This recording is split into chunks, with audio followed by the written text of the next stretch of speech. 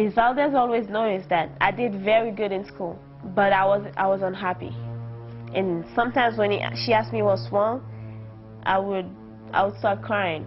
Every Friday, she would cry. She didn't want to go home. And I would say, Jennifer, what's wrong? Why are you crying? Miss Valdez, I just need help. I asked her, what's wrong at home? My dad, what's wrong with your dad? My dad is touching me inappropriately. I need to notify the authorities and my administration of what's going on at home. The next time he touches you, you fight back. You scream, you bite him, you punch him, you run out of your house, you call the authorities. They will come help you. And that was the last time I saw Jennifer, that weekend. I think he was a DCS social worker, and he made me feel worse than I was always feeling, because that was only the second day after, actually the day after I was taken out of my house. He was telling me that, oh, it's probably my boyfriend that I slept with. I'm here to try to blame it on my dad so I could save my face, and that he doesn't think that I was raped.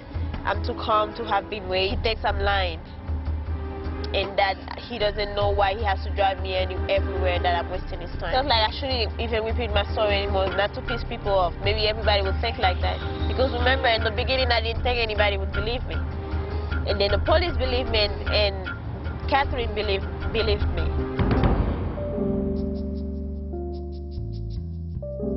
I'm nervous. I haven't seen her since that day.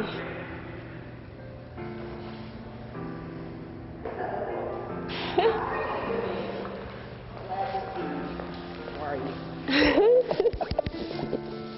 I'm glad to see you. How are you? Good? Fine. See, I told you I believed you.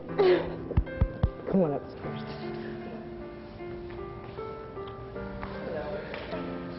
Glad to see you. I'm glad to see you too. I told you I believed you that day. I know. You didn't believe that I believed you. I didn't think they would. Of course it will. Come on up. My Catherine. When they told me that they were doing a story about you and about foster care and asked me to help, I wanted to help because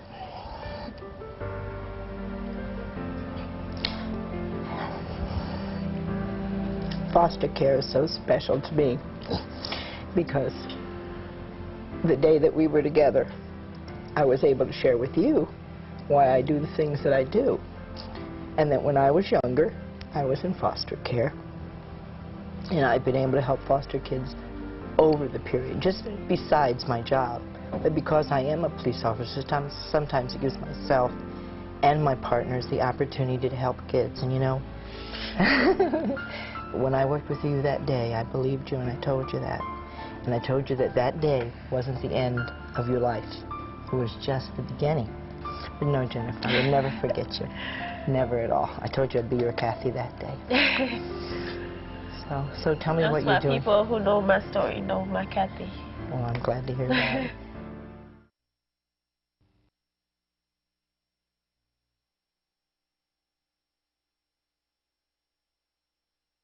I was really lucky to get in the CHARLEE program because the people there were really what I needed at the time that I went in there.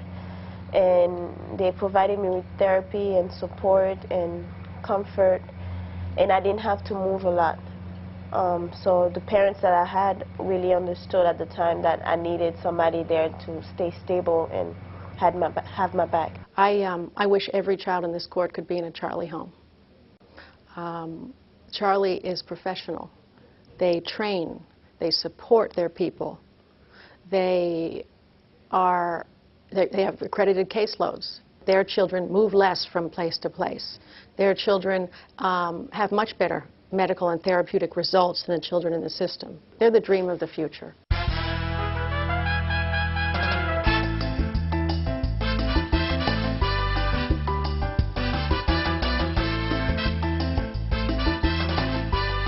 Unfortunately, I believe that it's not, you know, very common to see a home like this within the system. I think that this is a very unique place to be. Happy birthday! What they give you? This? The iZone. And the iZone is a camera with a radio. Oh, that's not fair. That's the one that I want. Ooh, that's not fair. It's not fair. I think that we are fortunate to be able to experience this kind of environment and to offer it to these kids that have come from such, different backgrounds. I just got a new girl 2 weeks ago. It just, her face when she walked into the home and her expression of just, clean bathroom, clean floors, clothing, the expectations, the structure that was presented up, to her that she had to follow. I mean, these are things that are foreign. They were just kind of like, what do you mean I have to do my homework now? And what do you mean I have to take a shower?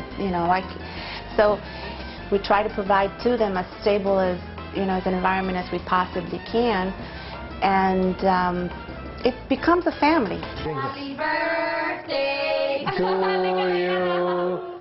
Happy birthday to you. Happy birthday, dear Essie. Pete was funny. He made a lot of jokes, and he was very strict when you're having dinner and putting your elbows on the table. He didn't like that. Norma was nice but strict.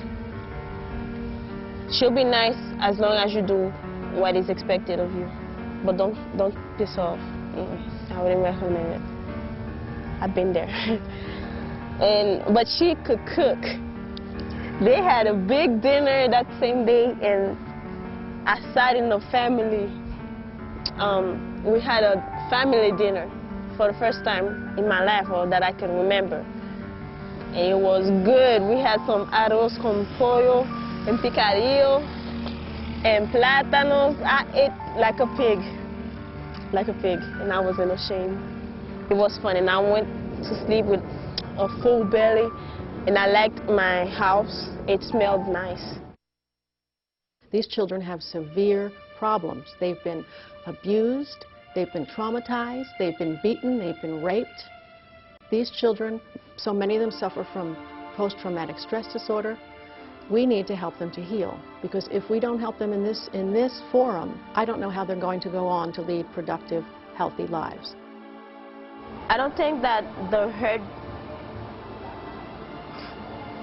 will never go away, You just got to learn how to deal with it. And the challenges that are going to come in my life, in meeting new people, having relationships, jobs, people understanding me, it's always going to be there. It's typical, People don't, if they don't go through exactly what you went through, they won't understand. And I don't blame people for that.